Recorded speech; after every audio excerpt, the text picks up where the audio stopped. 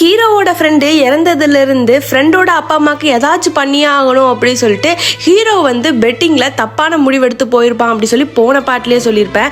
இதெல்லாம் தெரிஞ்ச Mercy and அவன் ஃப்ரெண்ட்ஸ் எல்லாரும் வந்து இவங்கிட்ட தான் பண்ணாதன்னு சொல்கிறாங்க.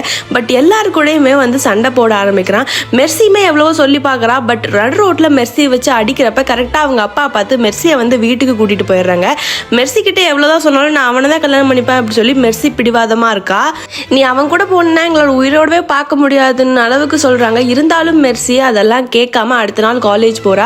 பட் காலேஜ் போயிருக்கப்ப இவங்க 2 பேர்த்துக்குள்ள நடந்த சண்டை அந்த ப்ரொஃபஸருக்கு தெரிஞ்சு மெர்சியை வந்து ரொம்ப கலாய்ச்சிருப்பாங்க.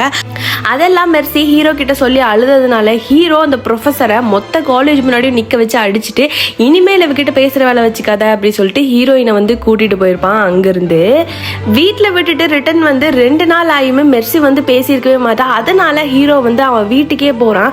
அப்போ தான் இவங்க 2 பேரும் பேசுகிறாங்க. மெர்சி இதெல்லாம் நமக்குள்ளே செட்டே ஆகாது அப்படி சொல்லி திடீர்னு சொல்ல ஆரம்பிச்சிடறா. ஹீரோவும் மெர்சி கிட்ட எவ்வளவோ கெஞ்சி பார்க்குறான். பட் இதெல்லாம் முடியவே முடியாதுன்னு சொல்லிடுறான் மெர்சி. மெர்சியோட அப்பா அம்மா அவன் நாயை கொண்டு பிளாக்மெயில் பண்ணதுனால தான் மெர்சி வந்து இப்போ மாறி இருப்பா. இதுக்கப்புறம் என்னெல்லாம் நடந்துச்சு அப்படிங்கிறத அடுத்த பாட்டில் பார்க்கலாம்.